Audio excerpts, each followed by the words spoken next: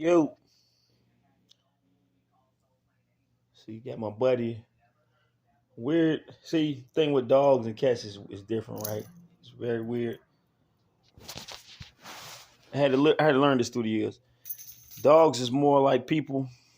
Cats is more like people too. But a dog, you always got their love and their trust. Cat, you gotta earn their love and their trust. And I guess I finally realized that over the years because I used to hate cats when I was young. But it all comes down to America and the conditioning. Because we look at our ancestors. Look at the Egyptians. They had cats, big statues of cats. They looked up to cats. Some of them even worshipped the cat. It seemed like they had the deities, which is like the gods. They had Anubis and all them. Some of them had cat heads or animal heads, but you see a lot of imagery of cats. You don't see as much of dogs. You see, I think Anubis is like a what type of dog is that? Um, Not a Great Dane. What's the other one with the skinny head? Well, some kind of dog, but you see more stuff pertaining to cats. So it's just something to make you think about shit. But hey, man, it's late. I'm actually doing this. Probably share this tomorrow, which is Martin Luther King Day, and this, like I said, I'm gonna keep it going with the hard talk shit. Just hey, man, speaking, man, speaking. That's one thing I know I'm good at. One thing I know a lot of people don't agree with me. A lot of people do agree with me. You know what I mean? A lot of people, at least think I got a unique state of mind and unique viewpoints. So, hey, it is what it is. And it's therapeutic to me too, just talking. Anybody that know me in person, I can talk, but also, um, I can talk, I can talk and it may help some and it definitely helped me. Just finished eating, man. Excuse me, man. But look, check it out, man. Real big shout out to Marlon, man. I'm gonna tag him in this joint, man. Might tag him, might make a post. I don't know, but I'm gonna tag him. And y'all support black business, support your own, man, and support local business. Cause you got me right, bro. And these are handmade, custom made. But most importantly, the message she always promotes is the same one I'm promoting, man. Like I said a long time ago, I wouldn't be so pro black if the world weren't so anti black. That's something everybody should know about me and about anybody that's pro black. A lot of us feel like this world hates us so much, including our own people. Look down and don't trust us so much, including our own people. Don't have no faith in us, including our own people. Not just the outside, a lot of the insiders too. That make us love each other even more, man. And especially the generations of after the drug era, the Reagan era, 80s, and it's always been division between us, especially the brothers, man. Really look at it. Black men, young black men, young black male. That's the stereotype, man. And it's sad, but a lot of times it's true. Look at most of the jails, man. They got a lot of cats to reform that outgrew that state of mind, that way of thinking, but it is what it is, man. So I had to get this, man, and put that message out there because that's the truth. When they say make America great again, who are you talking to? And what demographic are you talking about? Donald bitch ass Trump. Make America great again. When has it been great for us? When has it been great for us as a total, as a people? Not to my recollection. Now, personal experience, no matter, how far you go. They don't persecuted Oprah. They don't persecuted. And I'm not saying I support none of these people. None of them. I'm just saying it shows these people that people aspire to be Oprah, Jay-Z. You can look up as recently as a few years ago. You can see where they pressed charges against police departments. Well, they made it public that they was harassed in stores. Even the ones that contradict, like Oprah and Kanye, saying he had a mask on one day. He wore a mask a lot. What they call poo shiesties. But it was an epidemic. He had to tell the law don't. It's me. It's me. And who knows how far they would have took that. And that man was a billionaire at the time. Billionaire. You know how much money that is? So everybody thinking money is their savior, man. Hey man, it make your life easier. It make your life easier. Definitely make your life easier. Make it easier to do things. And of course we all want to be able to take care of ourselves, take care of our loved ones, help out, do it big. But, you know, one of my favorite phrases of all time, they say, the road to hell is paved with good intentions. Y'all think about that one. The road to hell is paved with good intentions. Whether you believe in hell or not, hell on earth. And look at all these situations niggas in. Some of the people that's praised so much. Look at the shit they go through. They might be going through. Your boy Trump got 40 F's on his head right now. 40 felonies. Now, if he ain't had that money guarding him like that, and his white privilege guarding him, white male privilege, which is the highest of the high, rich white male privilege. That's untouchable, basically. But guess what? It ain't nothing that God can't touch. That's my firm belief. No matter how foul you are and what you think you can get away with. But look, man, like I said, fuck that shit they talking about. Make America great again. Make it great for the first time. But this is one thing I can say. Make black people love each other again. And check out Marlon, man. And look, this is tying in directly to what I'm talking about, man. I gotta tie a few things in with this one. Because like I said, it's Martin Luther King Day. Got a lot to speak about when it comes to that. My views on King, you know what I mean? And I gotta add Malcolm to it. Because that's two polar opposite approaches to racism. And being a black man still living in America, from America, dealing with it. And I was born in the 80s, so I can only imagine what the 70s and 60s babies went through. I'm an 80s baby, so I think a lot of these young guys, man, y'all don't even know how real it is, man. And yeah, but I'm gonna stick with this for the moment. And like I said, man, I might wear this motherfucker every day of the year. That's how much Marlon, man. I'm telling you, bro, I appreciate this so much, man. And like I said, support local business, but first support black business. I don't give a fuck. Because guess what?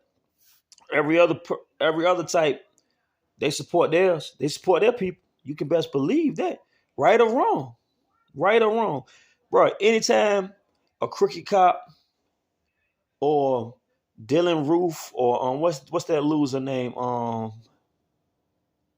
Any of these losers, man. Zimmerman, what's Kyle Rittenhouse. Anytime any of these losers committed atrocity, they still get. Of course, the major media is gonna give them an interview and make them look like the victim, but not just that.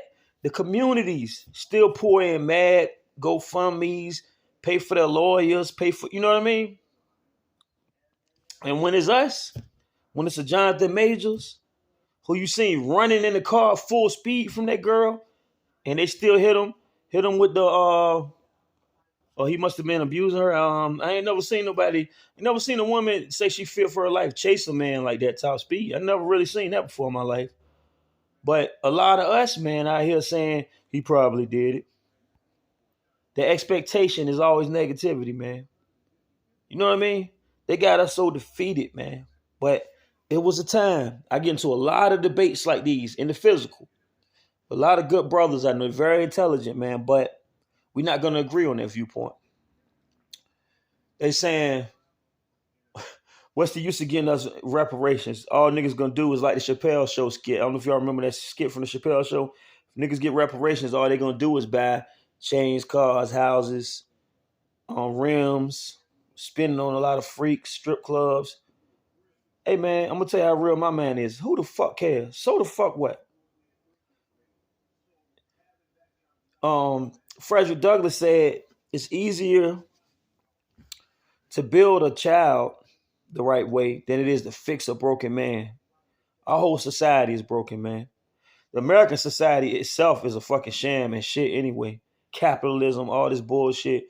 It's based on capitalism and racism. They've been going hand in hand since back in the day. And that's a deeper discussion. But our communities, black people, our communities is fucked, man. The mind states is fucked. So till we can recover and come to some common ground, man. But this is what I'm trying to tell people. People need to study their history and look at the truth, man. Black Wall Street, Seneca Village, so many more. What was the town in Philly? These was great, thriving, flourishing, black owned. They own their own banks, own their own churches, own their own doctors. So community, full communities of black people. And of course, the powers that be hated and destroyed these places. This is historical fact, man. You want to read tabloids, you want to read all this other bullshit, read some real shit too, man.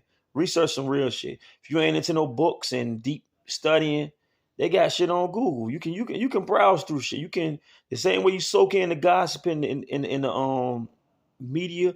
You know, I can do a lot of trolling. I laugh at a lot of that shit, man. It's entertaining, but entertainment and real life is two different things, man. So like I'm saying, man, like you study the real world, man, like you know it was a time we wasn't against each other like this. We might not have never been fully together because of, you know, like the Willie Lynch mentality and the you know, house Negro versus field Negro, the bougie haves and the have versus the have nots. You know, it's always been that stigma and that setup that dividing us all. But the thing is, man, it was a time, bro, when niggas won't calling each other niggas, bro. When dudes won't, before the drugs hit and all that shit, man, the communities, before the government put them in the communities. You can see, go watch some of them movies from, because I see a lot of people saying, what happened to men?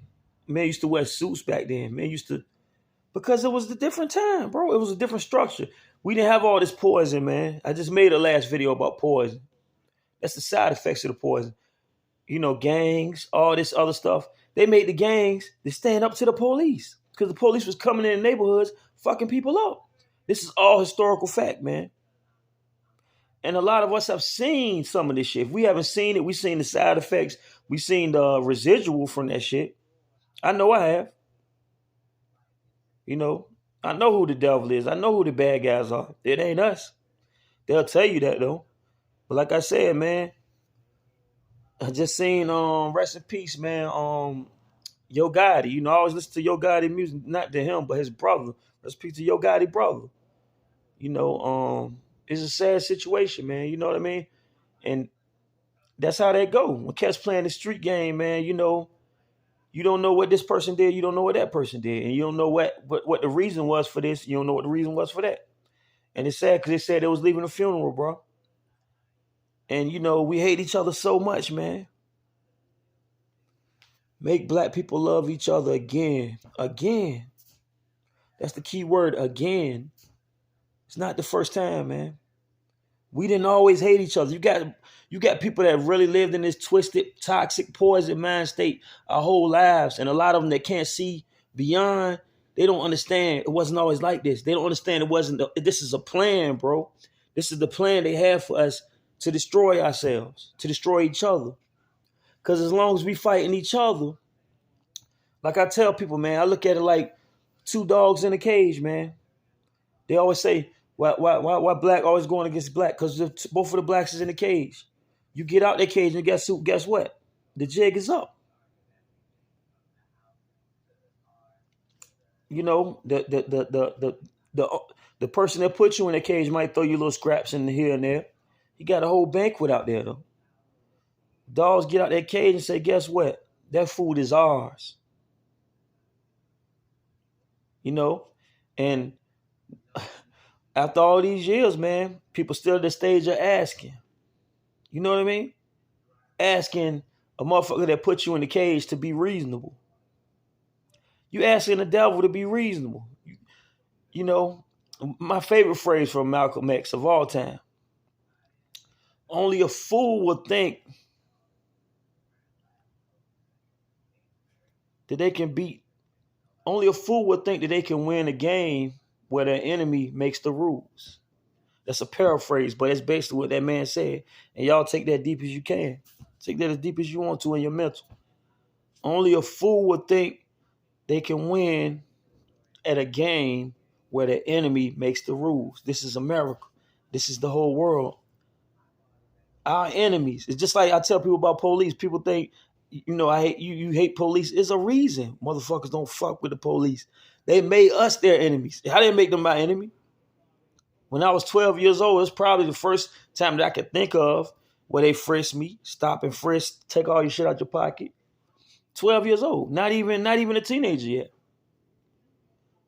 So my mentality, as opposed to a wealthy 50-year-old or upper middle class, upper class 55-year-old white man who never seen none of that, who seen cops their whole life like this, smiling and waving. Okay, sir, you have a good day. So what you doing here? So when you go in the store, they sticking their thumb through the fucking belt loop like on a Western. That's my favorite genre movie. I love Clint Eastwood, even though they say he a racist motherfucker too, but I love the movies.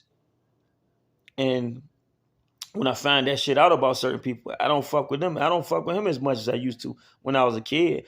When I used to watch that shit, but because I'm real to the point. People separate art from reality. I don't do that. I can't do that. Now I can respect, like R. Kelly, I can respect the craft and what you did, but just because of what you did or how you are, I can't fuck with you, dude. But yeah, man, back in the day, Unforgiven, all that shit. Fistful of Dollars. I'm the biggest Clint Eastwood fan. I love the Westerns, even the spaghetti Westerns.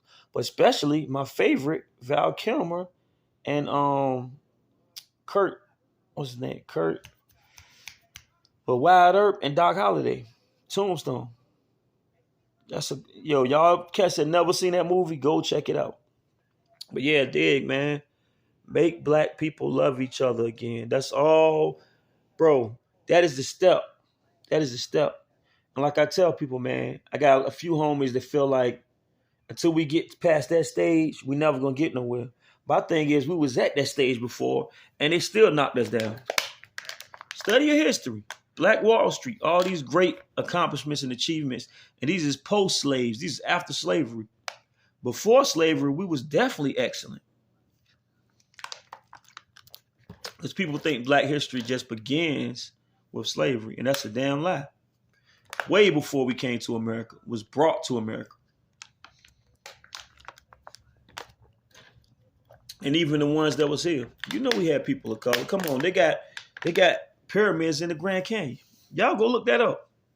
This shit I known for years. This ain't just Google searches, and there's books about this shit, bro. It's all type of shit. Y'all can go really research and study, man. You could go back and look at fucking news articles. You ever heard of microfiche? They got them shits in some libraries. It's one thing I love about that Cat Williams interview, man. He was talking about he was young, he didn't have a lot. We can all relate to certain shit. That man is very brilliant, and he had to big up the public school system. I mean, fuck the public schools, the public library. Because you think about it, man, that's where a lot of cats, man, like me, included when I was younger. I didn't have a lot of money, and I loved to learn. I loved to research. I could go in there and spend the whole day. And especially when they brought computers in there, but I was in there before that, reading novels, reading nonfiction, reading fiction for the art of it, for the suspense. My favorite author of all time is Stephen King. I probably read all his shit. So, Isaac Asimov. You know what I mean? I like old school shit like that. Like, I think the imagination of people back then was greater because they didn't have all this media. We got so much media on your phone, on TV, on your tablet. You can see anything you want to see, any type of world you want. You want to be in the gaming. People can really cling to niches nowadays, like a little niche. Niche is whatever your specialty is, whatever you really like. Music could be your thing. Art could be your thing. So now you can have groups of artists just online, groups of video game players, groups of culinary people that like food, like to cook, But it was a time when all that knowledge wasn't so condensed, it wasn't so available. You could just reach it. You had to search for it. And I feel like my era was real like that, but the era before us, bro, I be reading shit like Herman Melville. I don't know if y'all ever heard about the book about the whale, Moby Dick, and then you got Bram Stoker, Dracula, and that's why when people say, and that's one thing I will say, even though they stole a lot of that too. Let's be real, Europeans, they stole a lot of shit, but the English literature, classic English literature, I love that shit. So, and I read different literature, even though we grew up in America, that's primarily what we was taught. But I read different literature from different. Well, unless it was a translated thing, I can't speak any other languages or read any other languages. So I probably will eventually one day if I get to that level of studying, you know. But when they say it's no culture, European culture is all stolen. I won't say it's all stolen because it's a lot of good literature, man. Be real with y'all, man. Like I said, Asimov, he write a lot of and he ain't classical. As it's probably like what 70s and 80s. I read a lot of his 80s, probably 90s shit. Yeah. But a lot of sci-fi shit. We see all this shit going on now, robots and all this shit. But man, fuck all that, man. Like I was saying, man, we got to tie it all in about unity. And I could make this video about that. But like I said, everything is all encompassed. Remember how I shouted out Marlon? Big up to the brother. And like I said, man, I will promote first a black brother first. Just because I know the obstacles is there for us. If it was an even playing field, and I knew it was an even playing field, I promote everybody. But of course, I'm gonna put my people first because the world don't even, bro. Let's be real, man. Let's be real. The world don't gotta put you first. I mean, your peoples don't gotta put you first if you're a white person in America. The world is gonna put you first. That's just the facts. Especially a white man in America. The world itself is gonna promote you more than anything. You know what I'm saying? Everywhere you look, you're gonna see a representation of yourself. Just like a lot of this shit with comics now.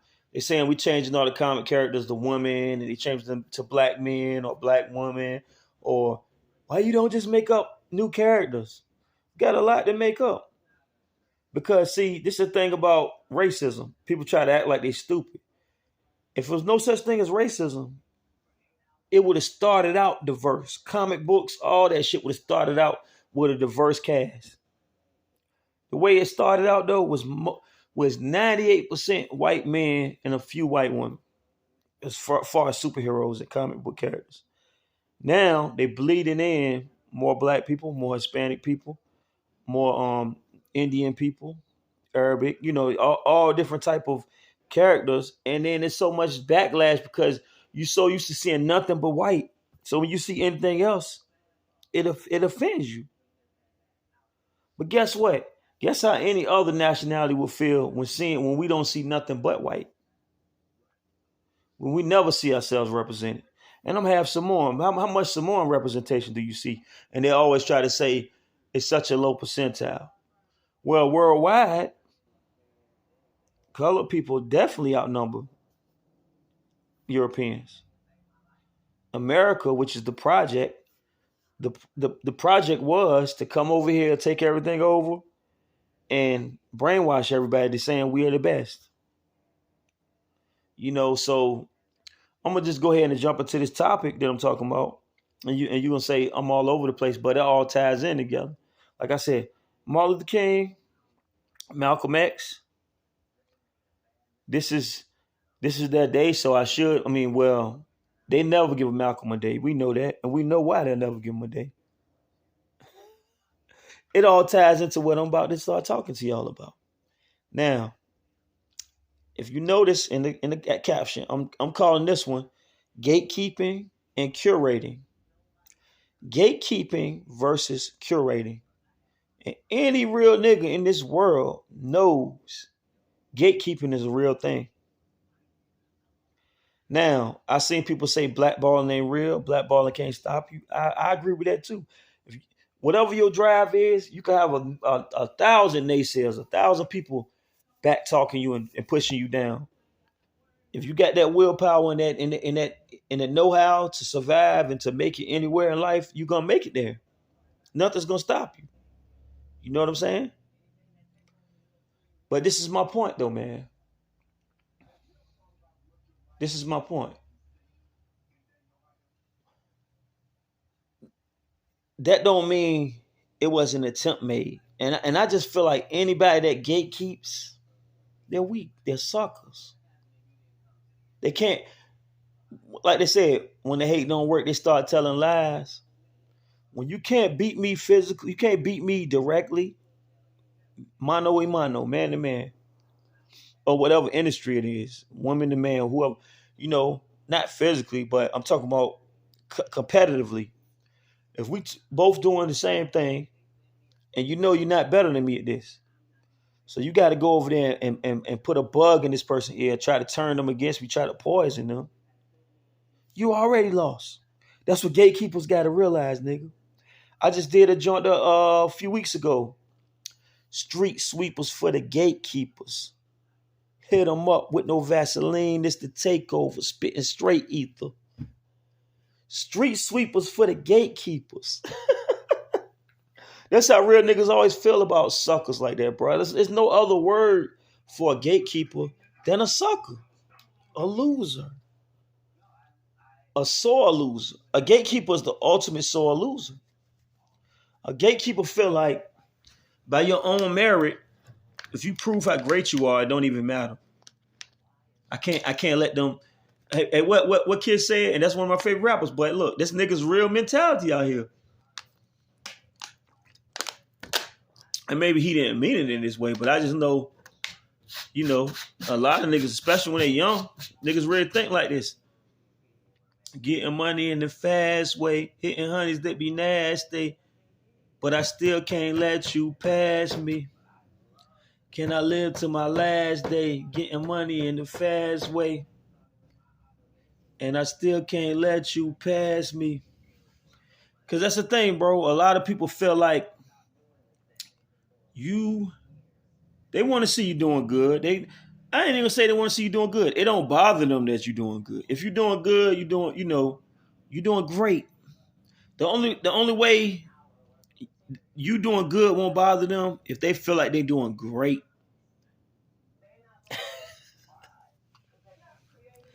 And that's a toxic mind state. That's a poisoned mind state, man.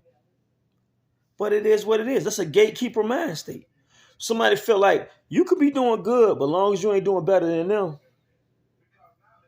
it don't bother them. Now, when they feel like you doing better than them, or they feel like they don't know.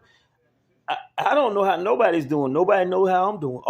They mostly, this is the most sucker shit. They mostly go off of outward appearance. You got people out here that look perfect physical tone, handsome man, dude, or if it's a lady, beautiful woman, always smiling, always acting happy, always appearing to be happy. That's the most miserable motherfuckers on this face of this earth. I know this. So that shit don't mean nothing to me. When I see people doing that, I can't judge it either way, unless I have a reason to. But on the outward outtake, I don't know what you're going through. I'm gonna just be like, okay, that's what's up. That's my mind state be so neutral to a lot of shit. That's why I can deal with a lot of shit. Because I feel like it ain't my business what you doing. It ain't my business. Whatever somebody else is doing, that's not my business, man. People don't really think like that. And then it's that entitlement thing. People feel like you owe me something. Now, if people have gone out of the way for somebody a lot, and they feel like, damn, you ain't reciprocated none of this love. I done showed you so much love, and you ain't reciprocated none. I can understand that mentality. But I mean, some people just feel like, I wouldn't do this for you, but I would expect you to do this for me. And when I say some, I feel like a lot of people feel like that. And they show it time and again. But I'm the type of person, man, I feel like, man, I'm going to do what I do, bro. Like somebody told me a long time ago, bro, I always fuck with the old heads, the older people. You learn something. Niggas say, don't never loan nobody more than you can afford to lose. You know why? Because if that's my last 300 and I give you 150, then I'm gonna have to run down on you. And why stress myself out for that? And niggas ducking and hiding, and like they always say, you call quick and send paragraphs when you need something. Please, please. Come on, bro. Come on behind on my, I'm not talking about nobody in particular. You know what I mean? Because I don't loan out a lot of money. No, with people that know me, I'm not putting out no bags like that. You know what I'm saying? But we got real family. You know what I mean? People that help you out in situations, I help them out too. But everybody got. I always been one of the people. Everybody got to do their own thing, bro. Especially men. Us being men, we definitely got to do our own thing, man. You know what I mean? Because it's a cold world and it's very expensive. Everything is expensive, man. So, you got to have some kind of grind, man. You can't just loan out all your money, give out all your money. Yeah, shout out to the square, too. Shout out to my nigga Curtis. Young Curtis. I can't think of Curtis' last name. But like I said, man, that's what I'm saying about being a gatekeeper. Niggas will tell you, bro, even niggas that I ain't even in the field. Let's say I knew somebody that, and people can attest to this. Let's say somebody, two dancers. I don't dance, but somebody on some Chris Brown dancing shit, and they're like, I got a music video. Hey, go holler at them. What is that? See, this is what I'm saying, bro. People feel like being the plug, they hold all the power, right? But it's the thing. It could be 1,000 plugs in the wall. It could be 1,000 outlets. What does that hurt me to pick this up, this dancing? I know you're a dancer. I know you're a producer, a music producer. I know you're a video producer. I'm going to take this plug and plug it in. You can't reach this plug right now, but I know where it's at, and I'm going to plug it in for you. That's not hurting me at all. And on the flip side, I would hope you would do the same thing. If it's something I'm trying to do, even like, let's say, I'm not going to call this a podcast. As you see, I'm just talking, hard talk. I'm keeping this as raw and real, because that's how I am. People that really know me, I keep it 100, bro, much as possible. You know what I mean? Like I'm gonna speak the truth. The real thing I can do a lot of times is not say nothing. I'm not gonna say no fake shit. I'm not gonna do no fake shit. So the real thing, when I feel like I'm in a situation where I can't keep 100% real, and it is situations, bro. Anybody that definitely, if you got an occupation, anybody that work, you can't keep it 100% real at work. You can't even keep it 100% real outside because it's snitches outside. There's motherfuckers that'll start some shit with you and try to get your ass life in jail outside. So, it's like that Dave Chappelle shit when keeping it real goes wrong. Nah, it ain't gonna go wrong for me. One of my niggas just commented earlier, we was talking about some shit with a sucker ass nigga or whatever. That's in the media. I ain't gonna put that shit.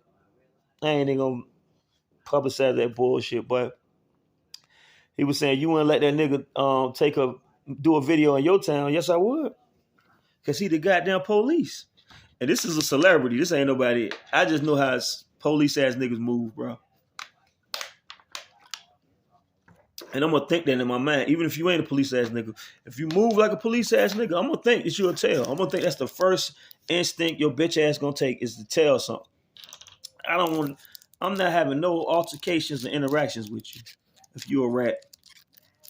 No, none. And it's not even saying I'm out here doing no illegal shit because I'm not. I live the clean life. I don't even steal cable. I speak for myself. My niggas will slay you. That's what Nas said. That's Nas bars. That ain't mine. I live the clean life. I don't even steal cable. I don't even steal cable, nigga. You know what I'm saying? I got Wi-Fi. Free Wi-Fi, nigga. That I pay for. So it ain't free. But I got Wi-Fi. I'm good. It's a digital age, baby. I don't steal shit.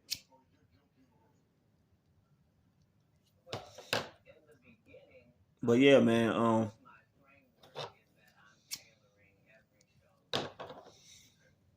A gatekeeper is a bitch ass nigga or a bitch ass female.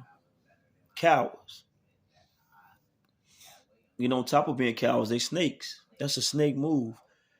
Bro, I feel like it's like back in the day, right? When 50 Cent admitted to Styles P, they had that little altercation. They cool now, He admitted that he stopped one of his records from coming out. I feel like you a clown for that, bro. Like, You already outsold this man, and you feel like I'm flexing, showing you I could. And like my man Styles said, you can't stop me on the street. Cause back then niggas was selling CDs.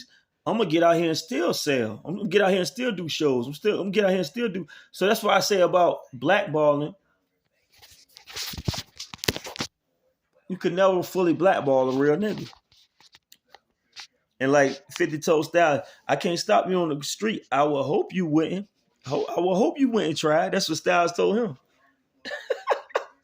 And then the conversation was over after that. There's nothing that nigga could say. Cause that's the realest shit in the world, bro. You could try to throw as many monkey wrenches into any program that you want to. But if a nigga's a true programmer, if his nigga's a true, like post one of my homies made one time was like talking about gatekeeping. I said, what's gatekeeping with a nigga that know how to jump the fence? I know how to jump gates. So how you gonna gatekeep me and I know how to jump gates? Come on, man. But think of the rotten, foul mentality of a gatekeeper, male or female. Because I do a lot of them in many industries.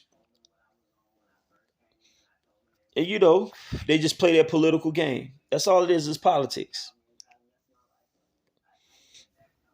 The thing about gatekeepers, bro, and all this shit funny because Italian poison. The recent jumps I've been making. What was the other one? Talking about lists and shit. People was in an uproar about a few lists they made around Virginia. They made some for the city. And, I seen some for rappers, some for different. But like I always say, that like I was saying in that video, that's all opinions. But it's still some gatekeeper shit that's always involved in all of that shit, bro. It's gatekeeper shit involved in all of that. Because right now, let's say I was a major nigga doing shit all in the spotlight. I know whatever I say is gonna influence so many people, man. You know what I'm saying? Let's say I was 50 Cent or Jay-Z or Nas or one of them niggas. I said, these are the top 20 niggas from New York City. These are the top 20 niggas from Virginia. The thing that's fucked up about that is it could be opinion based, but a lot of times the gatekeeping part of it is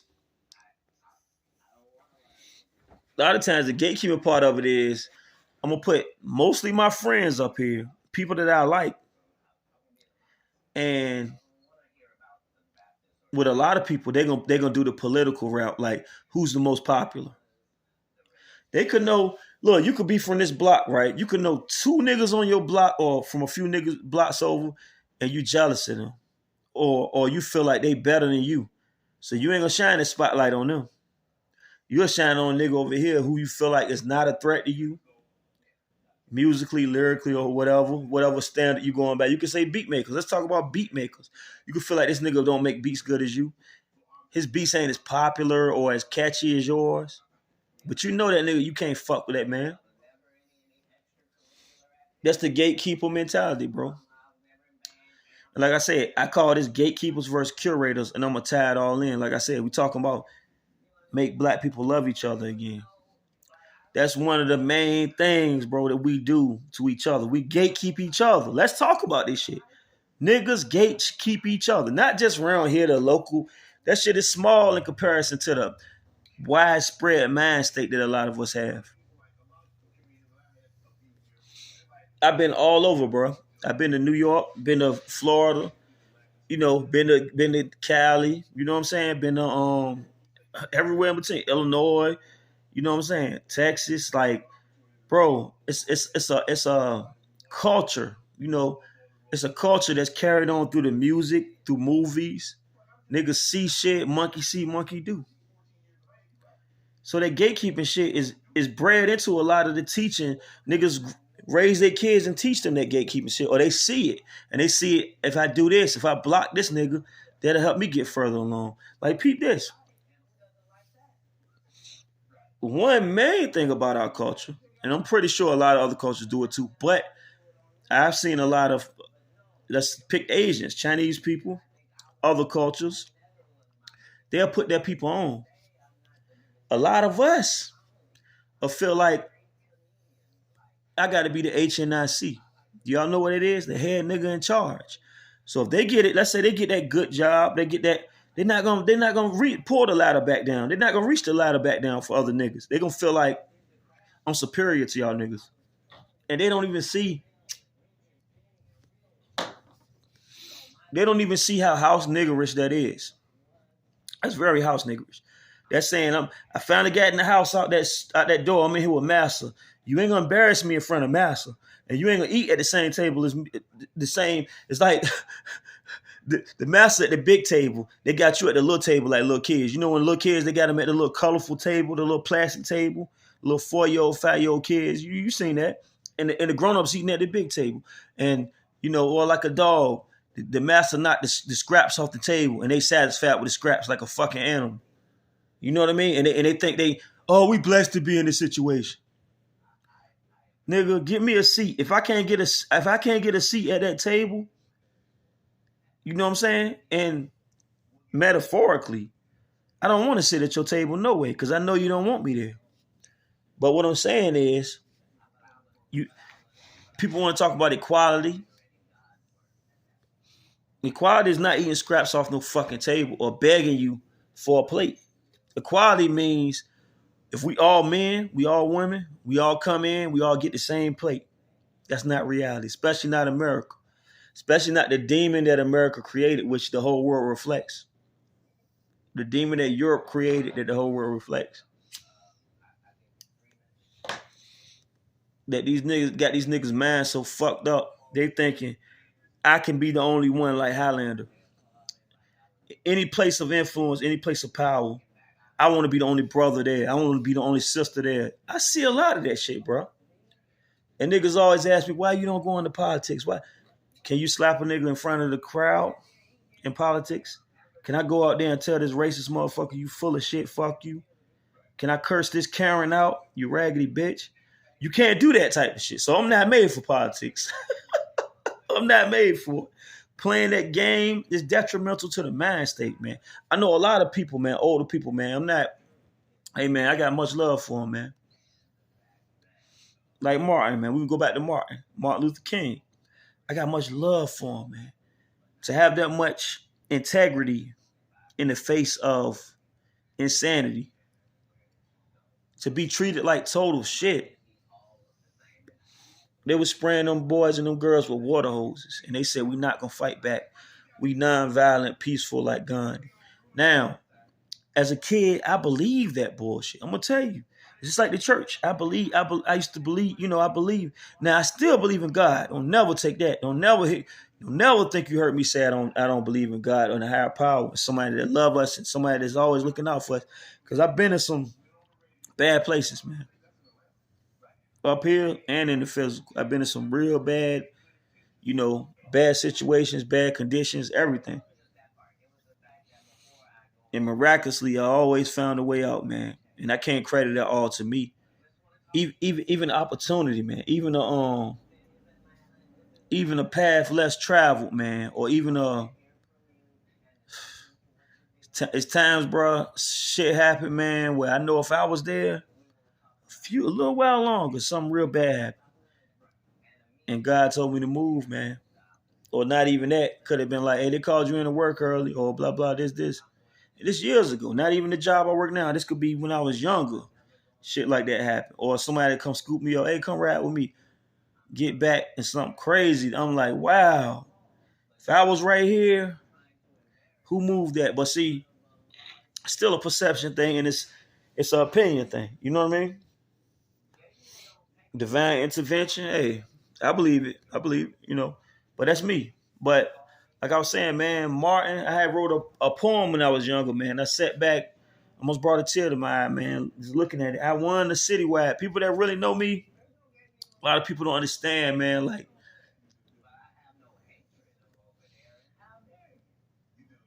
a lot of people don't understand, like, looking at shit from the outside, how something was seen. I had a highest GPA in elementary and middle school. And people from back then remember that. High school was like, my life was never in a condition. I can't use that as an excuse, but never in a condition that's conducive to being healthy mentally, I feel, or emotionally. Never, never. And I can't blame it on circumstances. I can't blame it on nothing. But also, when they say you got to unlearn everything you taught, that's a rude awakening a lot of times to a lot of people. To the point, there was a time I just didn't give a fuck about nothing no more because I just feel like everything is a fucking lie. And life is life because I've seen a lot of people that made it all the way through these systems that the white man set up. When you realize that too, it don't make me feel bad because I know it's all a scam. Let me go through your perfect system, make straight A's and keep my nose clean, whatever. I'm still a nigga. Like Obama professor, when Obama was talking about that, this old man now, he tried, also Obama professor, he nigga had to be real old these years ago, try to go through his own window in a $1 million neighborhood, $1 million homes. He tried to go through his own window and they called the cops on him. So you never seen me living over here before? You seen a nigga, you think a nigga breaking in this house over here? And I guarantee you that brother is who I could have been if I would have probably finished the school system, kept my nose clean, got a nice job, nice car, everything standard.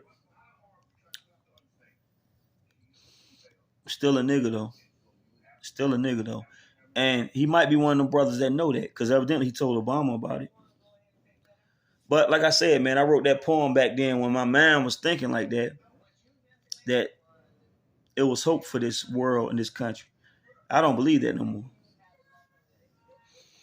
I ain't believed that in probably 20 years. And I'm 40. Nah, so longer than that. 25 years. Around that time, at least 25 years, I haven't believed there's no hope for this world or this country. And it's the double whammy to it. It's because of us and it's not because of us. It's because of the American people. It's not because of the American people. I could get infinitely deep with that one. I'm not even going to that right now. But let's just say I had that poem talking about if I had a dream, this world would be a better place and everybody live in peace. That was the gist of it, but it was a poem. And I remember I won citywide, you know what I mean? Statewide too, I think. But I still got some of them awards and shit, man. And that tied to my last joint too. I was talking about awards. And what the fuck is an award? I could have 1 million awards right now. That shit don't. What is that saying? That I was accepted? I look at awards like I was accepted by somebody at one point in time. They gave me a pat on the back. What the fuck is that though? Your approval? What really does your approval mean to me? When you really look at it as a man, as a woman, whoever you are, as a person with your own pride in yourself and your own identity. If somebody telling you good job, somebody telling me a good job is the same thing as somebody telling me somebody bigging me up is the same thing as somebody telling me I ain't shit. I don't believe neither one of them because guess what? I know who I am. I do very good sometimes. Sometimes I don't do very good. So guess what? That's me. And I know that about. See, that's the thing. When you know who you are and you really know what time it is, all that outside validation and, pats on the back, that shit don't mean nothing to me, bro. I appreciate it, though, if it is positive. I got to at least appreciate, like, okay, that is positive. But I don't rely too heavily on that because the same hand that'll pat you on the back will stab you in the back. And, yeah, man, but like I said, I wrote that poem and, it was more like that Malcolm teaching. Turn the other cheek, that's Jesus teaching. But, people that really read that Bible, go see how the Lamb returned. Go see how the Lamb returned. They say about him returning. Now, see if he is humble and meek as a lamb that let himself get slaughtered. I'm not going to get too deep into that, but see how he returned. Go look that up. People that know so much and go to church every Sunday and know so much. Read that book that y'all taught so much, because I know a little bit something about that book. Go read it. See what it say. See what it say. How he returns. If he returned and let you slap him on the other side of the cheek. See if he let you slap him on the other cheek. See if he let you bust him in the head and he ain't gonna do nothing. Shit. But like I said, man, I probably was more believing in that. Um, can't we all just get along?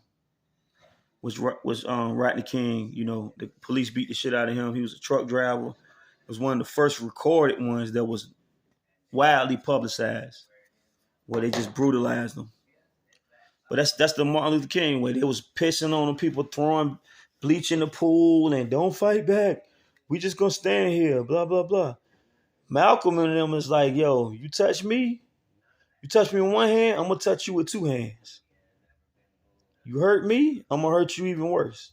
And people will say that's wrong, but it's a common, bro. I could walk up to an animal. They don't have no logic of the themes of society and the proper channels and the proper mind, the conditioned mind states and all this of human.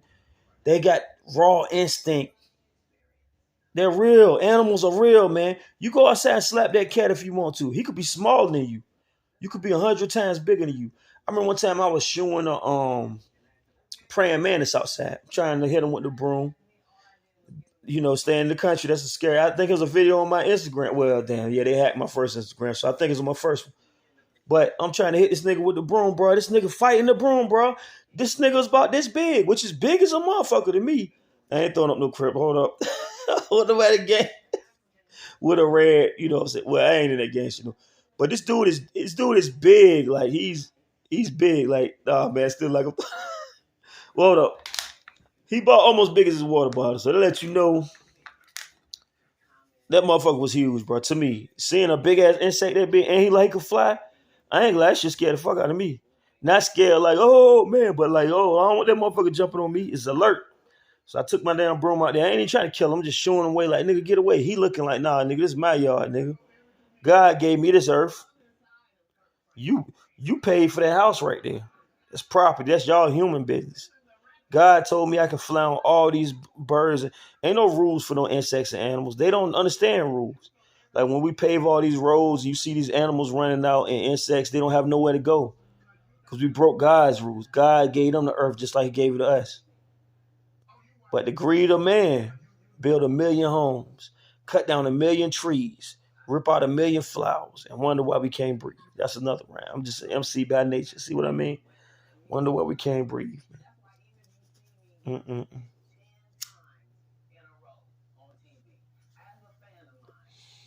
But like I said, man, gatekeepers and curators. See, it's the thing about racism that I realized years ago. We talking about Martin now. The reason Martin got a holiday, I'm gonna go ahead and say this shit, nigga, because I'm a realist. The reason Martin has a holiday and Malcolm don't. Have you ever thought about that? The reason Martin got a holiday is because he condones the gatekeeping. Think about it.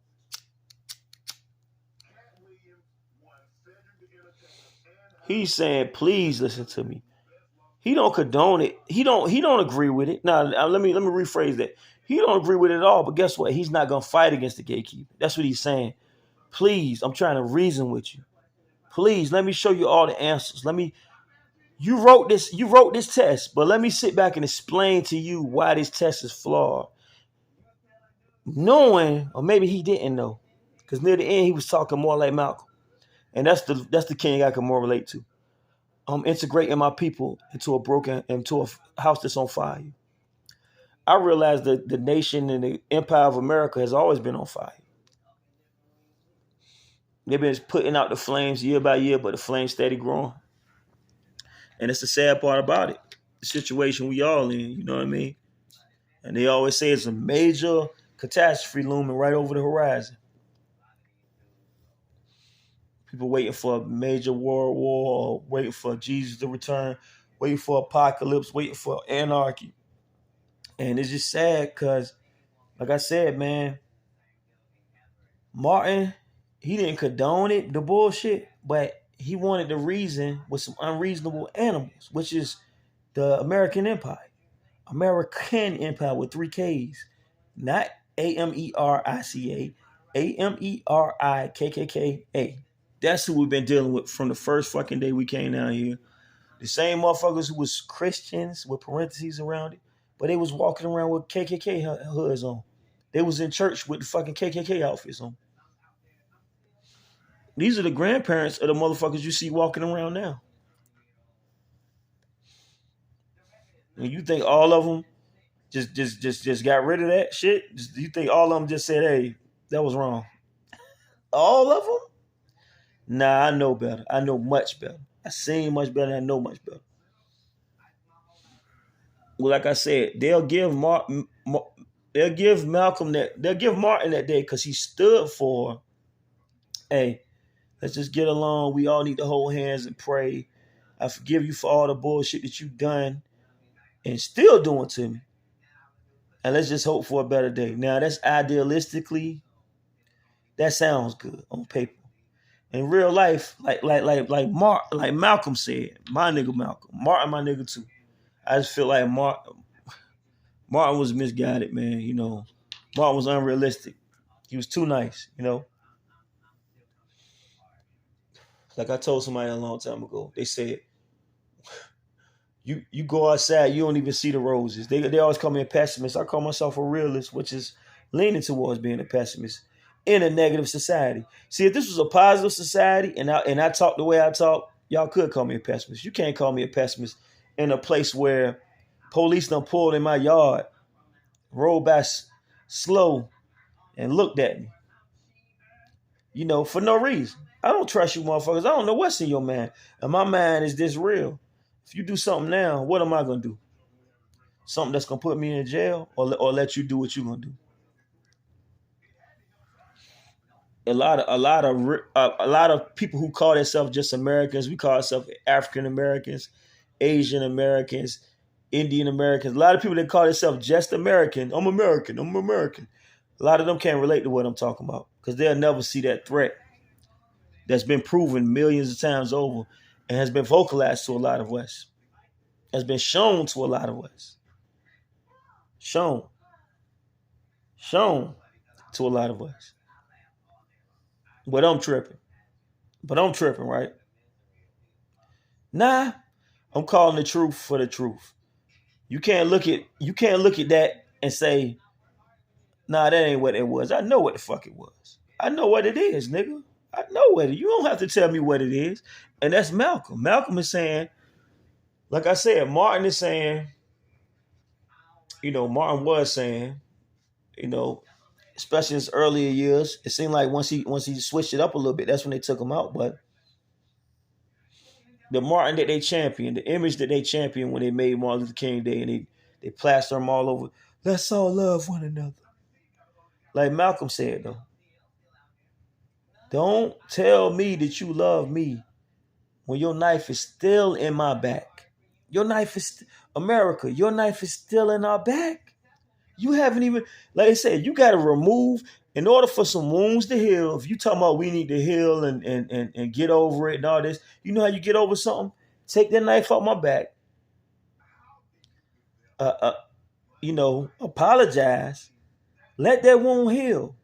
And maybe I might not return the favor. That's reality. And see, people don't want to look at shit like, oh, that's crazy. No, nigga, you had your knife in my back for 400 years. You had your knife in my throat for 400 years. So you take that knife on my back, let it heal, get some peroxide, heal it. Let the air get to it, let it heal naturally.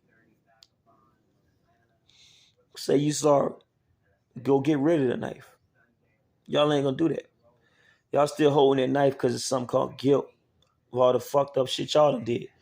You know what I'm saying? It's common sense.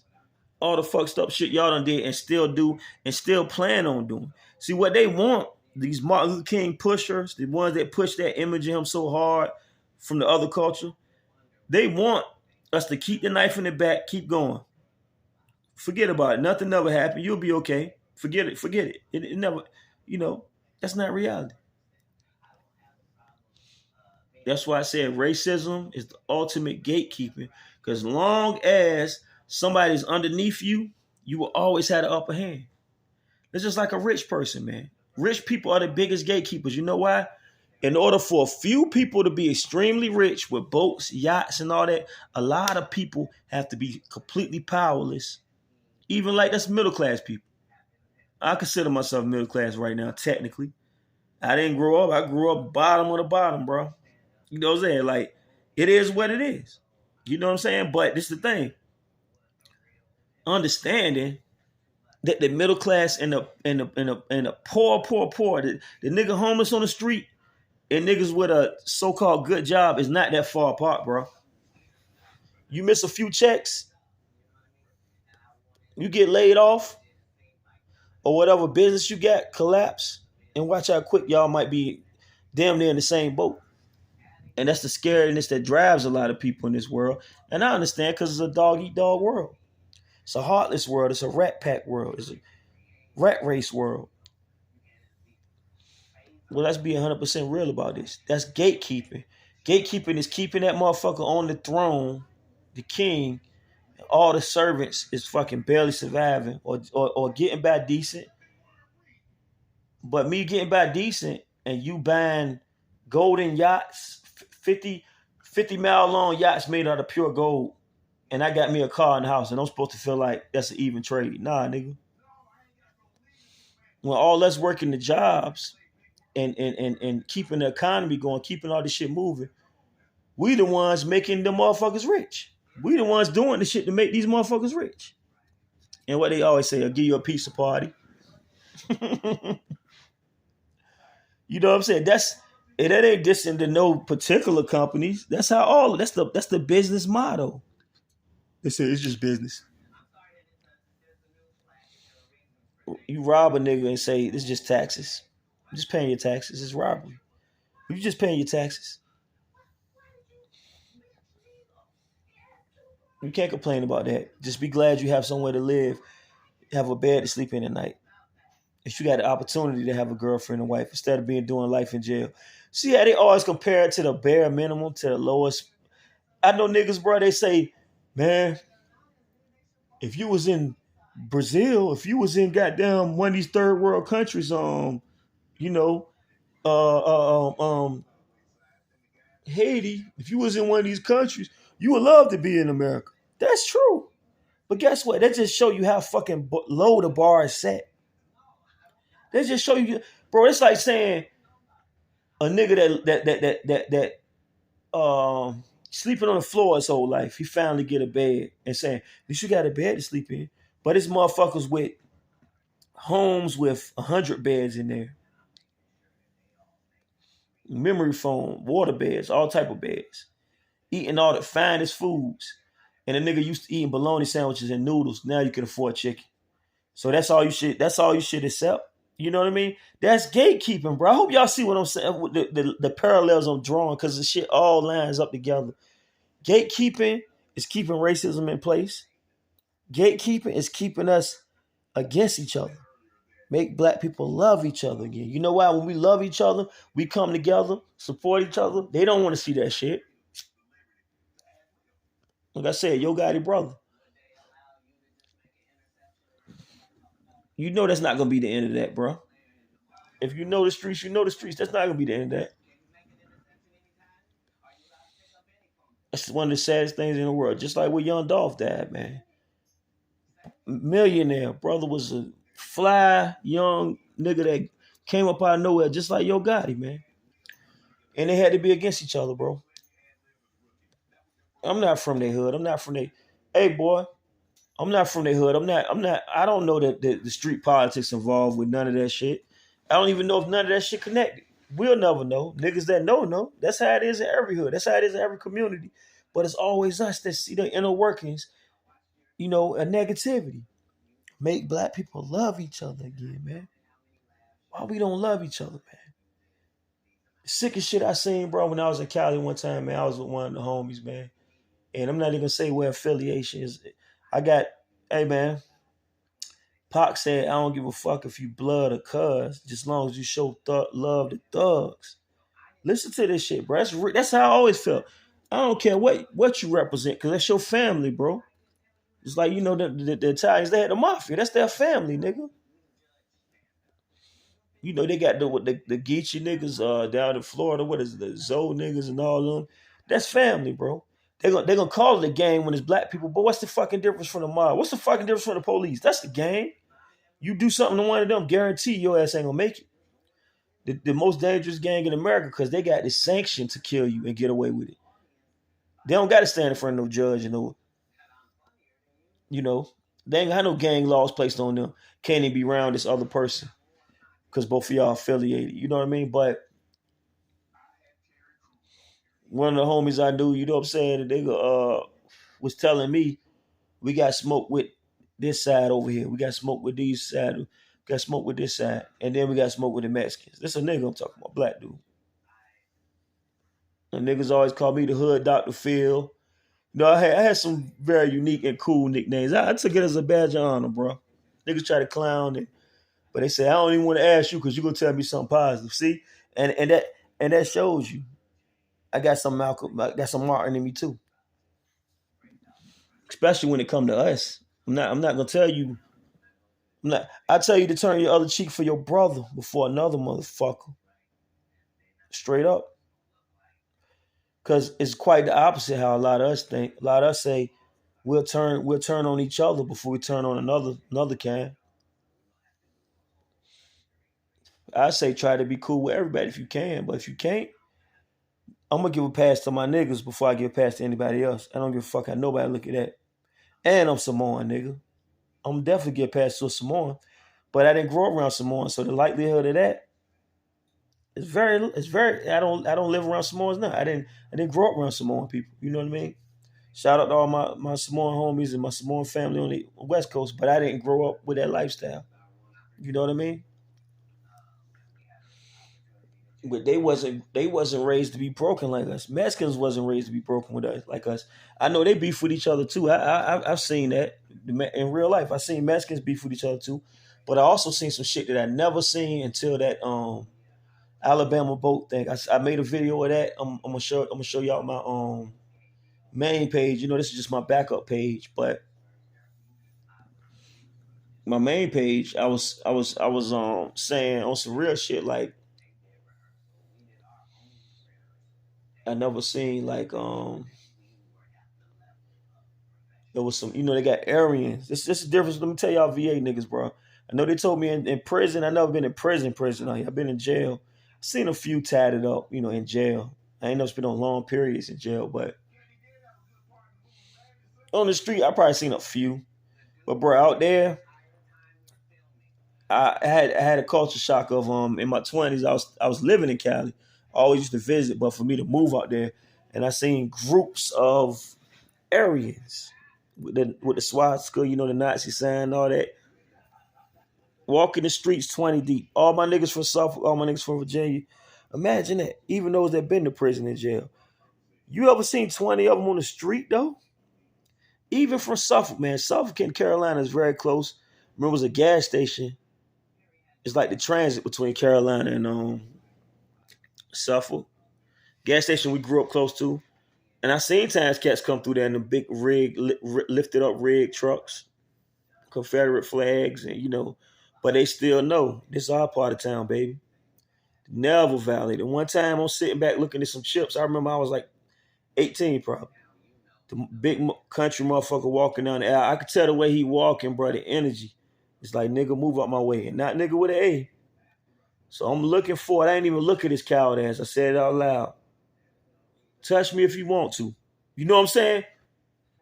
Got his shit, went out and got out of it. So nigga probably was talking shit on the way back. But that's that's the distinction between I seen that shit that happened in Northern Virginia. Rest in peace. They ran over the lady with the car. The motherfuckers with the tiki torches, the one that Trump was taking up for Charlottesville. I thank God I didn't grow up in the area like that. And blew my man going to Cali, actually moving out there and seeing they got communities like that out there. Well, I didn't even see a nigga. I ain't see a black person or a black woman. Sometimes for a week and a half. Sometimes maybe 2 weeks before I even see another black person. Now think about your mind state if you live like that. So I heard a lot of brothers say, I'm tired of seeing nothing but niggas. But it's protection in there, bro. That's why I say make black people love each other again. People think my biggest enemy every time I ever had beef was with another nigga. Yeah. Because we all brainwashed into thinking like that. And a lot of times we'll be in the worst conditions around each other. Broke, so much dysfunction, you know what I mean? Drugs in the street. Motherfuckers might be, drunk all days, selling, hustling. It's just a lot of negativity and a lot of fucking bullshit going on. How a lot of us grew up and you surrounded by nothing but niggas with guns. So something happened, some violent or fighting or whatever. 9 times out of 10, it's gonna be another black person. Cause y'all dogs in that same cage. Now, if you could ever get out of that cage and you still hating on the dog that's in the cage, how sad is that? When you know who put both of y'all in there in the first place. I can't hate that dog in the cage. I've been there before.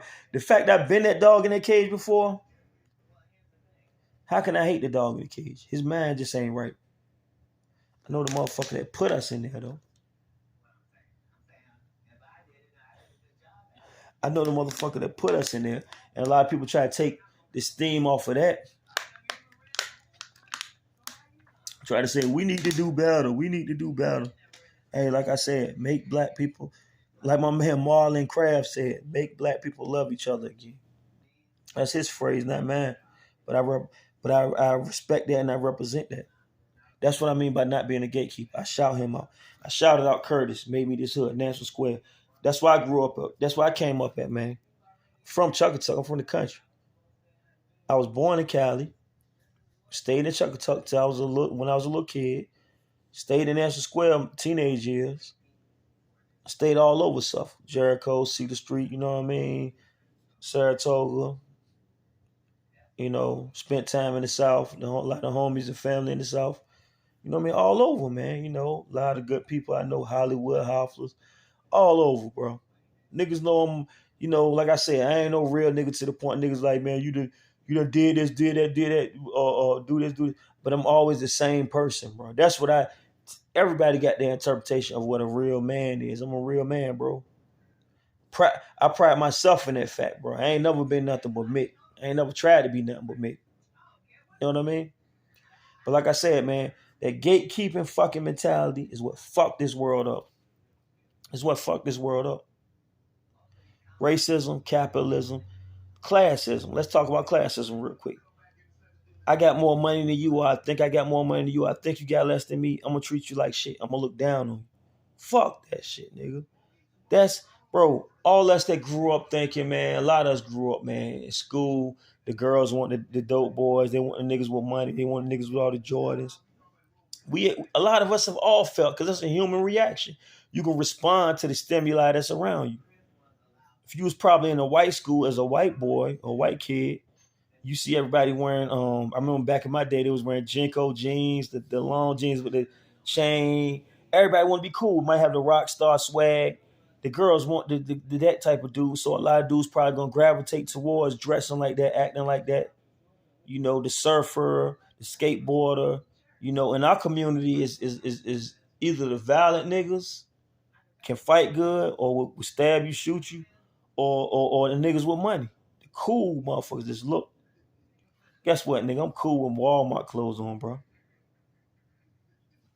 I'm cool. I don't need that shit to validate me. And I thank God he brought me to that because there's a lot of motherfuckers that's 60, 70 years old. They still think like that. They think if they don't have more than the next or they don't look like they have more than the next. I got myself. I got the God that's inside me, man. Thank you, God, for opening my eyes to that, letting me know if God is for you, who can be against you? That's in that word, man. So people saying that, you know, you don't. I don't go to church. I don't. I know what time it is, though. I tell you that. God is for you, who can be against you. You know what I'm saying? I can do all things through Christ who strengthens me. Think about what that's saying. I can do all things. And people have all their own interpretations, and there's so many different ways to look at things, man. But like I said, man, the gatekeeping shit, you know, so many niggas that was out here hustling, trying to survive. You know, we all hustling our own way. Some of them street tactics, some, you know, 2, 3 jobs, some of them entrepreneur businesses. But we all brainwashing and thinking, man, to some degree or another, that's gonna rise your value. Like what do you say, high value man, high value woman. To me, that's bullshit. But you know, rest in peace to that brother too. He had a lot of motherfuckers attached. I can't knock Kevin Samuels. You know what I mean? I know a lot of people fuck with Kevin Samuels. You know, and the man passed, so I can't. A lot of flawed shit in there too. A lot of condescension, but that all comes from gatekeeping, man. All condescension comes from gatekeeping, bro. Cause it's like this. I tell niggas, bro. It could be the biggest hustler on the block, Jay Z, Jeezy, goddamn whoever, man. Like I gotta think that I'm the big dog. So for me to think like the big dog, all y'all niggas ain't shit to me, yo. So that gatekeeping mentality, bro, that's a European mentality. That's not even our mentality, bro. It's not even our mentality, man. It's sad, bro. People don't realize. You see these guys with you see these guys in Congress and government. You see these guys on Wall Street. What's the difference with them and niggas in the hood that's hustling and trying to shine on everybody and thinking if I don't do this, my life is worth nothing? It's the same thing. It's the same thing, man. So that's a poison mind state, and that's you know that's a gatekeeping mind state, man, and that's why people do that gatekeeping shit, bro. But it's running long as usual, you know, I always run long, man. And let me get to the second half of what I'm saying, man. So okay, Martin Luther King, like I was saying, the thing with Malcolm is like he was basically saying the same thing that who said that give me liberty or give me death. Patrick Henry. They done named malls after Patrick Henry out here. And Patrick Henry is from what? The Revolution. When the Americans freed themselves from the British. And then they enslaved them. You go I need the freedom to have my own country and worship whatever God I want to and act however I want to. But then I'm gonna enslave others. The hypocrisy of man, you know what I mean? But that's the gatekeeping aspect of it. As long as I keep other people down, I'm gonna always be up. That's a gatekeeper's man. It's no different, bro. My bad, bro. I still got that Cat Williams shit playing, and you know, he spoke a lot on gatekeeping, you know, in Hollywood, and you know, it's but like I said, it's all over the world. That's how this world operates to a large degree. You know, anytime somebody they're gonna keep their people in the loop, and the ones that don't like them or the ones that they don't agree with. A lot of times it might be somebody they like a lot though. Might be somebody they like too much. They feel like I know this nigga great, bro, so I can't let them be great. So I'm gonna gatekeep this shit out. So like I said, man, the gatekeeping shit is like, you know, we talking about unity between us. You got somebody like Malcolm. Malcolm is saying, we know who the real enemy is. You know, Cat Williams was saying that on that interview with Willie D, the follow up interview. Y'all go check that out if you ain't seen that either. We know who the real enemy is. As long as we keep hating each other, as long as we don't understand what time it is, we ain't never gonna face the real enemy. And, you know, for us to all show love to each other, allow each other to flourish, allow each other to support each other, that's breaking the gate. That's breaking that gate down, man. So let me finish this last segment, man. Like I said, yo, I know there's a lot of convoluted thoughts. There's a lot of shit that ties in. A lot of themes I'm putting in here. The bottom line I'm saying is gatekeeping and curating, but I had to throw that Martin Luther King thing in. Rest in peace. the brother still stood up for us, man. Whether he stood up and became a target, or he stood up and took target, like somebody like Malcolm. I'm going to stand up and I'm going to show you can be a target too. The approach is two different approaches, but it's the same thing. I'm stopping you from gatekeeping. I'm trying to shut that gatekeeping shit down. And they produce different results. But of course, the person that's telling you, you hit me in the head with this pebble, I'm going to bust you in the head with a rock. That's Malcolm. Of course, they ain't give him no holiday. You know what I mean? They ain't going to give him no holiday. Because as long as they can keep abusing and keep getting us to accept it in some form, why would you want to stray from that? You can keep the gate locked as long as you want to. You can keep the gate. You can allow who you want in the gate like that, because it's people willing to work with it. They're willing to negotiate. Malcolm is more like, I'm not negotiating with y'all savages and heathens. Give me the right that I deserve to live as a man, nigga, motherfucker. And I ascribe more to that. You know what I mean? But man, the thing about gatekeeping, man, that's so sad, is all a perspective thing. And it's all a fear thing. And I gotta tell people, man, it's another side to it's a line, right? Okay. Because curating, okay. People who curate things, they preserve it. You could be a historian. You want the truth told. See, gatekeepers will lie. They'll lie. Gatekeepers will lie to keep the gate, to give themselves a reason to rationalize. This is why the gate is here. This is why we only allow certain people in. That's a gatekeeper. A curator is somebody saying, you want to get into my school, right? You want to get into my school. The requirement is you got to have a B average. Now, the difference with that is, if we're going off a skill, or mind state. Then you can take money out of it. You can factor all the things out of it and say, you got to make this grade point average to get into my school. You know? And you got some brilliant kids from the hood. You got some brilliant kids from middle class. You got some brilliant kids from the rich class. And then you got kids that's not as in tune from each class too. So the common denominator is just your knowledge. Now, I also realize a lot of the poorer kids, their earlier education is not going to be as good. So it's still a form of gatekeeping. So I really can't use that example. That's how real I am. I try to be real about shit. I can't use that example. Now, if everybody had the same great teaching in elementary school, in middle school, and high school, and then they got to the college and said, we only gonna take people, no matter your race, no matter where you from, we only gonna take people that got this. But see, it starts early. The gatekeeping shit starts early as elementary. See, because they're not even taught what they're supposed to be taught. They don't have systems in place to keep them in track. They don't have, a lot of them don't have good homes and good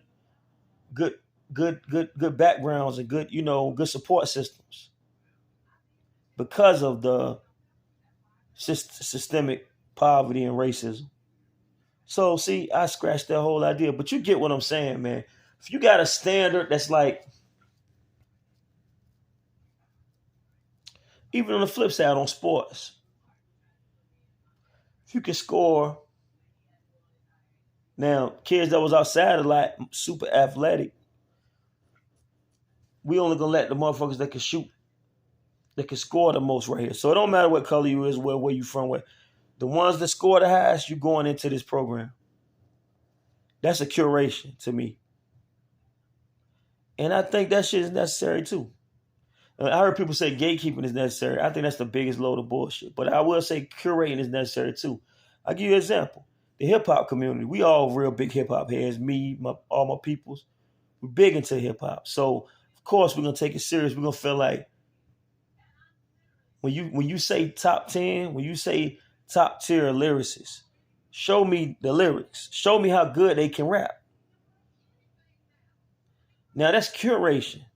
That's not gatekeeping is saying like, I don't care if this dude can rap better than you or if he's worse than you. I'm gonna bring him in because that's my homeboy, or I'm gonna bring him in because I like him better than you. Or I'm gonna bring him in most of the times, 9 times out of 10, he's more popular than you. Has nothing to do with talent. That's how a lot of shit is in this world. It has nothing to do with talent or who you know.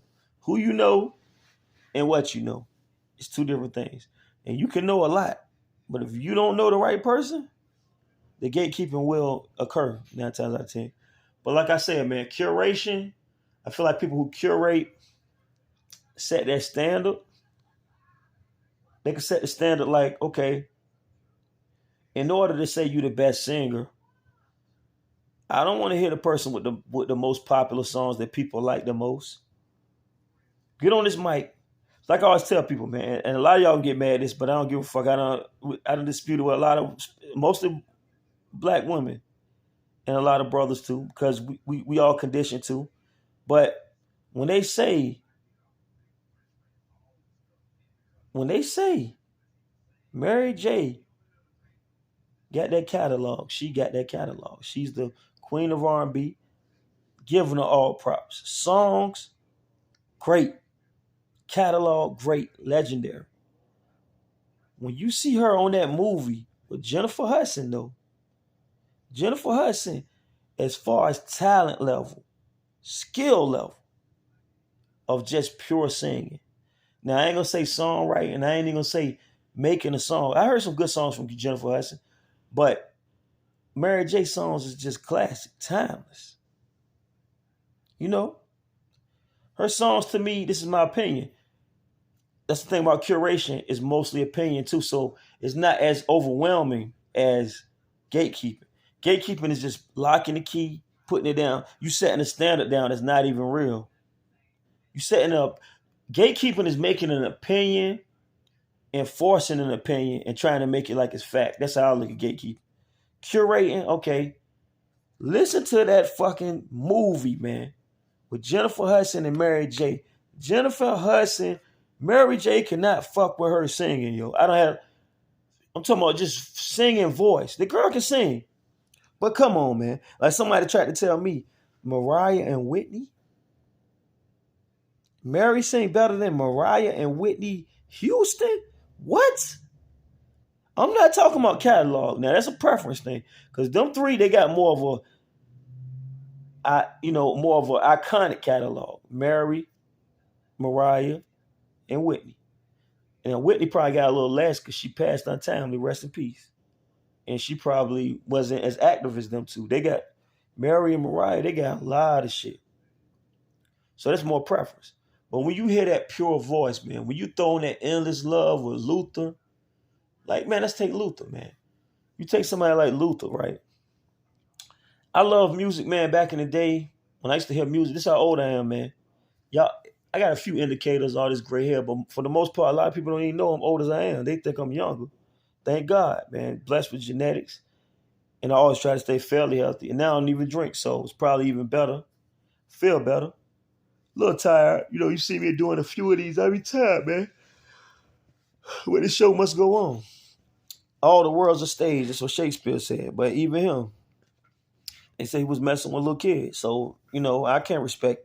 See, there's a lot of shit, man. When you unlearn and really learn this world, they try to use that excuse. Look, Cat exposed how, and this is true now. Now even Mr. Cooper, man, not knocking Mr. Cooper, hang on Mr. Cooper. People who seen that show, man, you know, he was an icon too. How they were saying Steve Harvey stole a lot of his. They got their own wars going on, you know, between comedians. But they say he stole a lot of his material, and you know that translates to the rap world. My generation, we don't respect biters, dog. We don't even really respect ghostwriters. Now I ain't gonna say the ghostwriter themselves, but niggas who use ghostwriters and try to claim like they so good. Now, you might be a good artist, you might make good songs, but for you to claim yourself to be an MC like Rakim, or like Nas, or like Pac, or like Biggie, or like Kendrick, or like Blocksmith or like Daylight or like, it's so many, man. Black Thought. I don't feel like you can put yourself, if another nigga wrote your shit, I don't feel like you can put yourself in that category, homeboy. You can't even step into that realm with no champions with that pen, bro. Because they wrote that from their heart. Even Boosie, bro. Even Boosie said this. And I don't feel like he no super, super lyrical dude.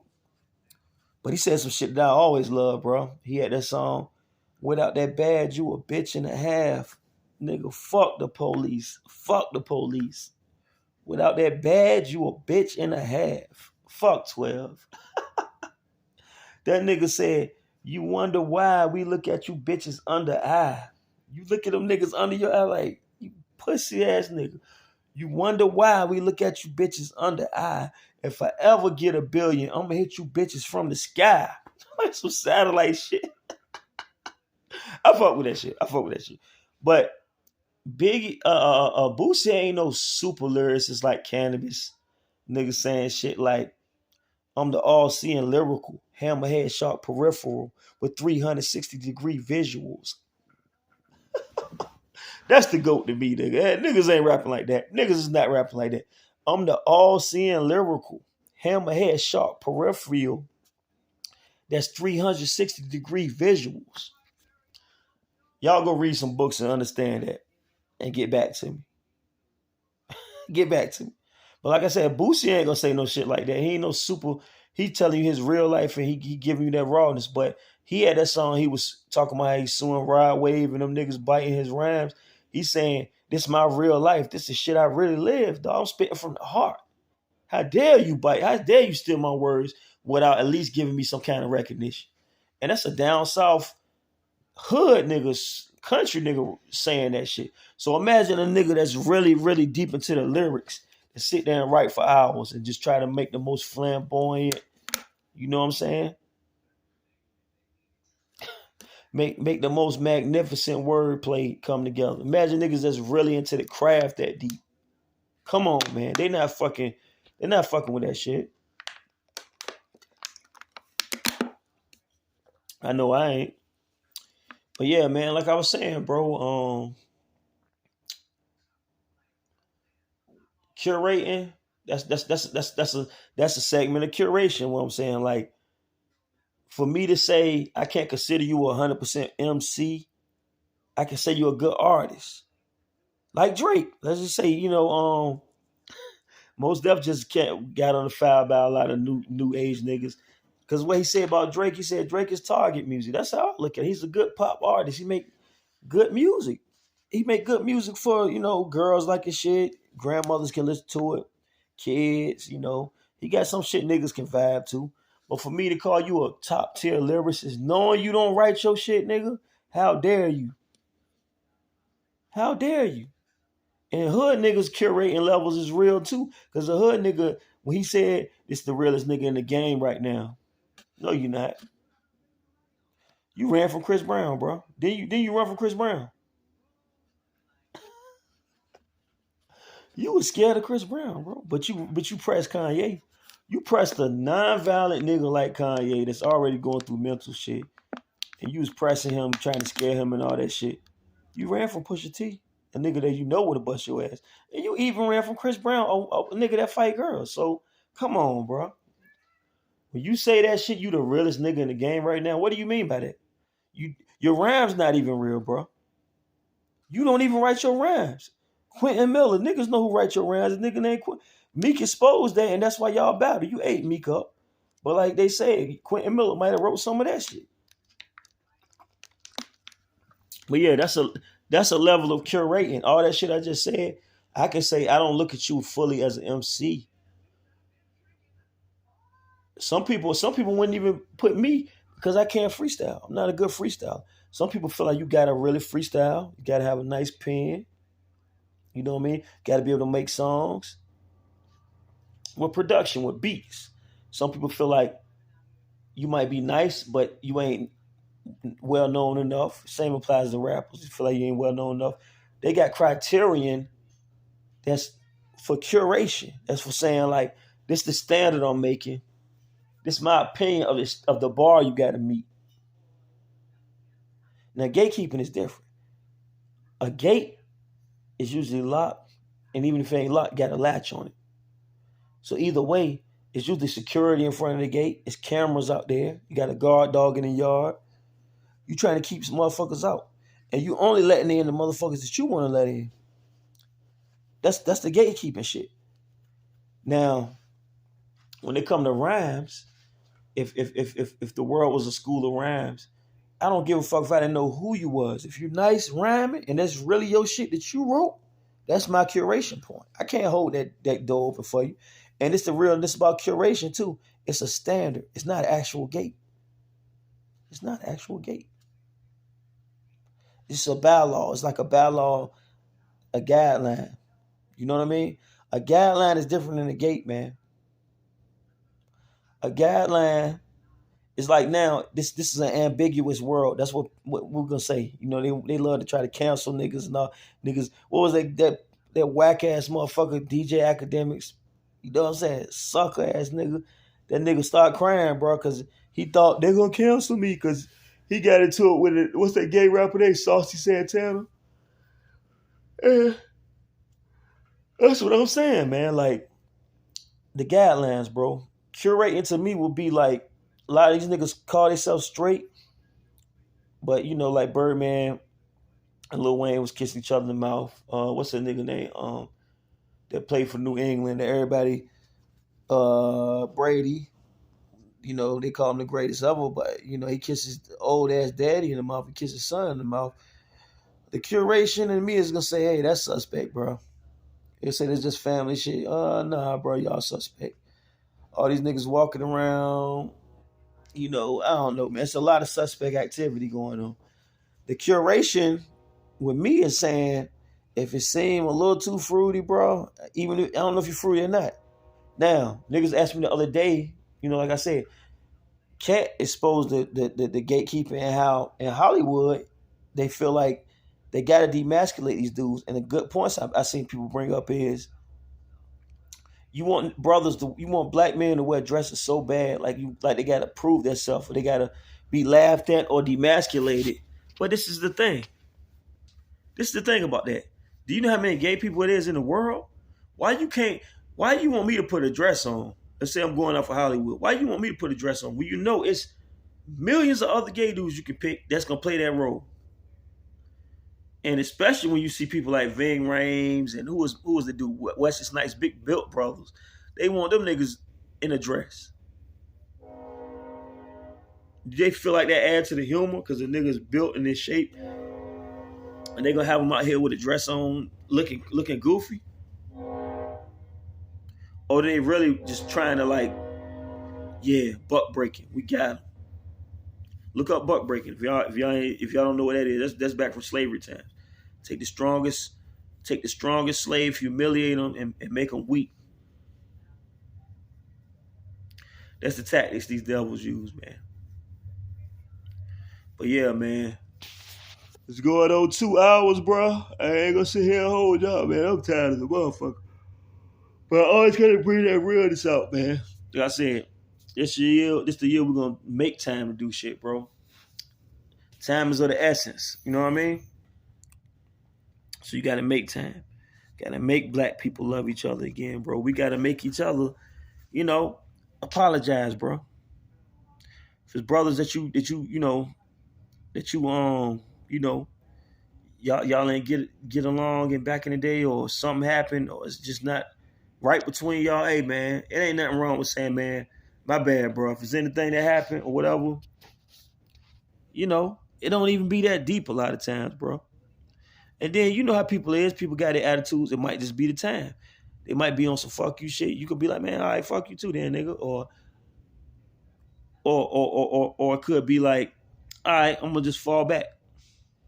You know, let them have that for the moment being, and you know, down the line, y'all could be cool again, man. But life is too short, bro, especially for us, man. It's black people, dog. It's too much stress. We wonder why everybody got diabetes, high cholesterol. You know, not just the diets of eating healthy, but your soul diet. What you feeding your soul, man? A lot of negativity, a lot of self-hate. in order to love each other again, bro, we gotta first love ourselves again. You love yourself when you was a kid. Did you take pride in everything you did as a kid? You got older, and you're not as proud of yourself anymore. You feel like you didn't get where you wanted to go. Yeah, let me show y'all, man. Big Marlon Clark. All right, man. He got his own. I said I'm gonna shout my homie out. He got the crowns up there and shit. I love how he put the crown on the side. You know what I'm saying? But man, I'm getting tired, bro. I'm not even gonna sit here and hold you. I'm getting tired as fuck. But like I always said, like I'm saying, bro, this is about gatekeeping and curating, man. Curating, I feel, is necessary. You know what I mean? Curating is necessary to holding the standard, man. You know what I mean? And like I said, it's something that can't be set in stone because everybody got their own standard. Like I said, all that weirdo stuff, I'm not gonna say I'm just gonna write you off. But oh yeah, like I said, Cat, we were talking about the gate, the dress thing. So we had a little semi discussion, which we all have little discussions. Niggas was talking about wearing the dress. You wouldn't do that for 20 million, 30 million. See, the thing about curating is about having standards. I'm not gonna knock you. Like I was telling niggas, if I seen you riding around the Bentley, hey man, you ain't gotta come to work no more. I can't knock your decisions. Look at Madea. Madea house is, I don't call it Madea. Tyler Perry house is crazy off of Madea. And I'm not gonna sit here in front like I didn't like some of them plays. I like the message, the messaging in some of them plays, even though it was stereotypical, a lot of it. It was some Sambo shit in there, but it was some wholesome messages in there, you know. A lot of stereotypes. That's why a lot of people didn't fuck with it, but on the outside, like when Spike Lee apologized, you gotta look at it. He helped out way more black people than Spike Lee ever did. He helped out way more. I'm talking about real life. He gave people careers. Lance Gross, Taraji P. They didn't really have no careers until Tyler Perry. Jump from the plays to the movies, and next thing you know, they in blockbuster movies. They in, but I was telling the brothers, that's just where I draw the line at. Now they were saying, man, you lying. You can't say that online. I know I'm not wearing no fucking dress, nigga. I'm never, man, is you fucking crazy? Not this nigga right here. I'm never, nah, bro. I don't give a fuck if you put $1 billion in my face. And niggas say, man, you crazy, man. So you let your kids go through your grandkids. Hey, man, you got to draw a line somewhere. Because the thing is, if you ain't gonna stop there, what you gonna do when a nigga do some pervert suspect shit to you or attempt it? You ain't gonna say nothing. Same way you ain't gonna say nothing when you put on that dress. That's what I'm saying, man. I just draw my line at where I'm at now. You know what I'm saying? I draw my line where I'm at now. I ain't never did no Sambo shit, no sellout shit. So I definitely ain't doing no weirdo shit. I ain't never kissed the white man ass. So I definitely ain't doing no weirdo shit. Either way it slide. Either way that shit go, I'm not, nah, nigga. That shit ain't sliding like that, bro. I ain't letting that shit slide, bro. I ain't letting it slide. Ooh, man. But like I said, bro, it's a real life we live, man. This nigga sound like a damn snake over here. This shit, you held the wrong shit in you, boy.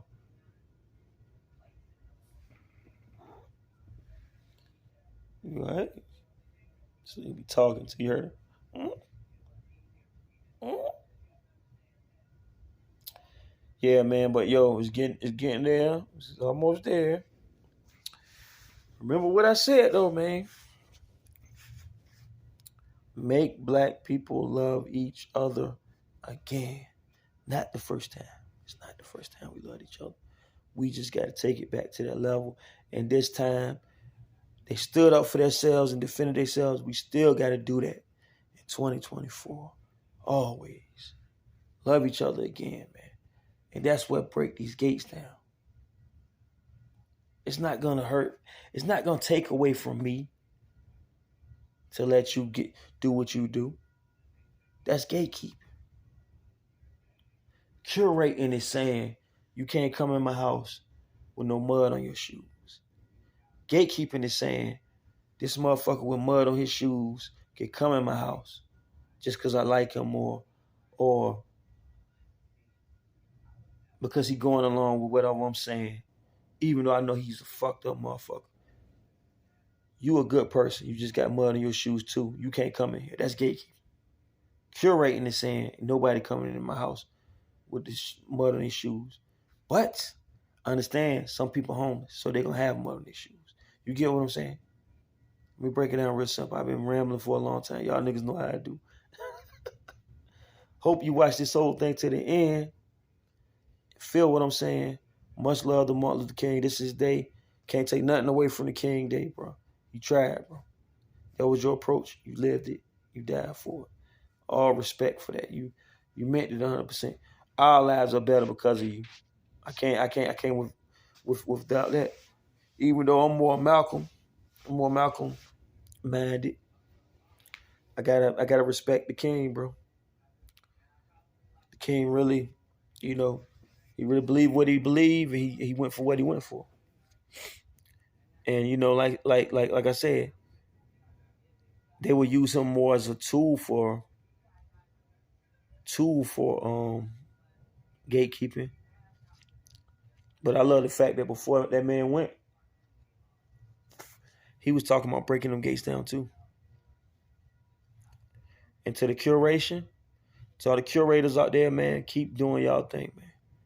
Because you know the distinction, bro, between hating and trying to put a block on somebody's shit to keep you and yours, or to keep yourself at a certain level. A curator just trying to keep the shit, curator just try to keep the shit 100. Curator try to keep the shit 100. The gatekeeper, he keeping the shit 90 to 10. 95 to 5. That's how the gatekeeper's doing. 95 fake, 5 real. And the 5 real is outside. The curator, he bringing nothing but real motherfuckers in. And he calling the fakes the fakes. I'm always be a curator. That gatekeeping shit, though, drive a bulldoze over your shit, nigga. I don't give a fuck about that shit. Over the chain link fence. Had that shit smushed in the ground.